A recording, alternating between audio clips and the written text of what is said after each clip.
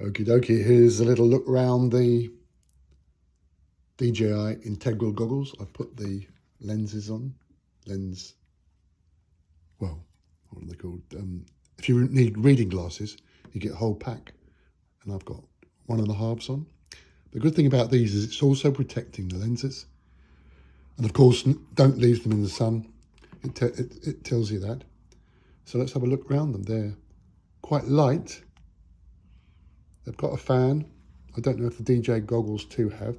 Remember people complaining about misting up? There you've got the toggle switch. Go through the menu, that's the back button.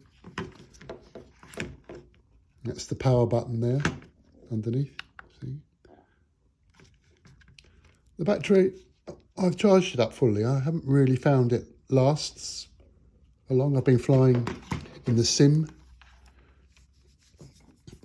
Good thing about this one is the battery's at the back. So you're charging it up there with USB-C and it's charging up this. Antennas are nice. I used to have the V2 goggles like the 720p. These are meant to be 1080p. You can also change the spacing between your eyes. I don't know what the word for that is. USB-C there. I don't believe it has sound like the V2s have, but they're much smaller. And this, so you can turn it around, it sits in there nicely when you're traveling. So I'd probably fold it all up and put it in a nice soft bag like this, which I keep my cameras in. So pleased with them so far. I'm just going to go out and have my first flight with the DJI FPV. This is the Explorer version. I think it's got more sensors on the bottom. I mean at the front and the bottom. I bought a bumper to protect the little camera. Always a good idea to protect your camera. I did break one once by hitting a tree and it just fell straight on the ground and broke the gimbal. Had to send it all back to DJI. It's got a big battery, probably weighs more than the quad. 6S. You can see the power in it.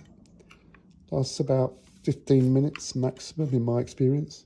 This is a very fast DJI FPV drone. You've got return to home. I did have a faulty battery once. It just fell in the field and I found it with Find My Drone. And it takes you onto Google Maps and you can find it. Now with this, it gives you have to log into your account. So you've got to have internet. You can't turn the internet off. And then it knows who I am. And it gave me a user ID. So I've got a user ID number. So you can't be naughty and fly in any restricted areas. There are areas where the height is restricted, quite a lot of them, and it says 500 meters. Now we can only fly 120 meters anyway, so I don't know why it says all that. Can't fly 500 meters here or abroad. This is the charger. I'd say it's a bit big. It's also got 2 USB outlets, but it's powerful. This is the connection. Let me show you that. See, for the battery. And thirdly, we go on to the controller. I like these gaming style radio controls. I've got the Radio Master Pocket Radio, but as I'm saying, I had this quad before, and I had to send it back because it had a faulty battery.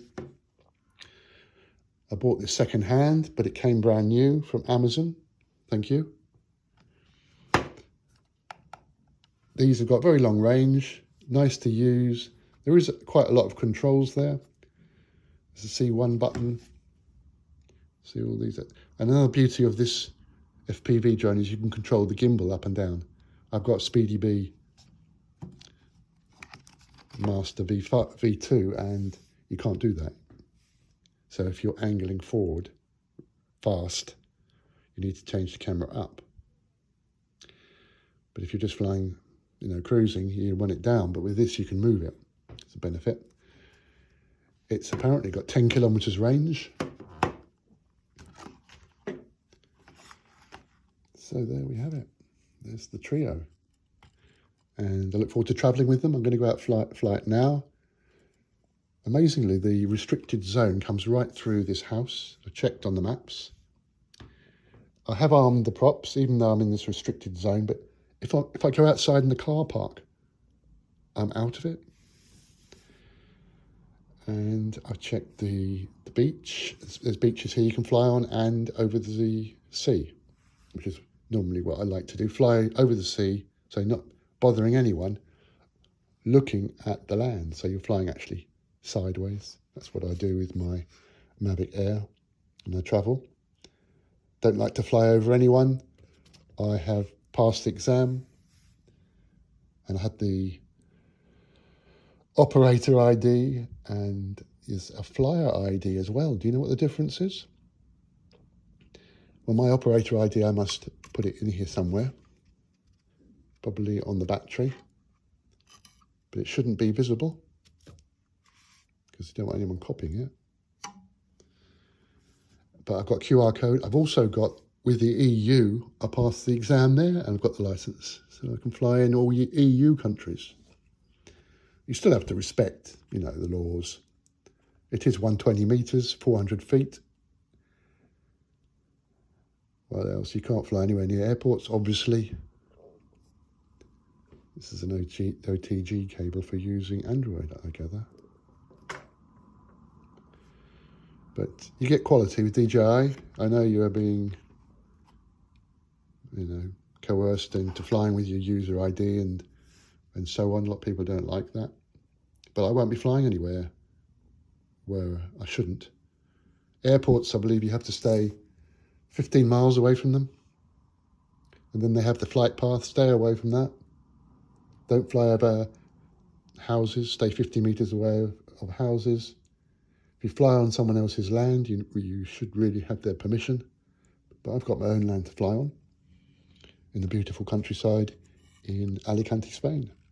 Good camera. So you put an SD card in this, and I've just put an SD card in the goggles. But these are 1080p, whereas the V2 goggles I had last time were 720. But they're both good, but there is just a little edge on this. The screen is almost touching your eyelashes, if you know what I mean. It's close, but much better for traveling. I can fold these antennas down. You need that one up to operate the toggle switch.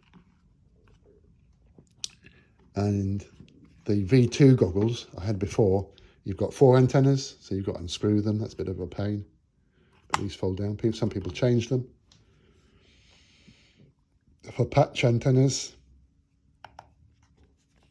But I like this. These are about $150 if you get sent them from abroad, up to about $300. I might get some longer sticks. Thanks for watching the Integra goggles.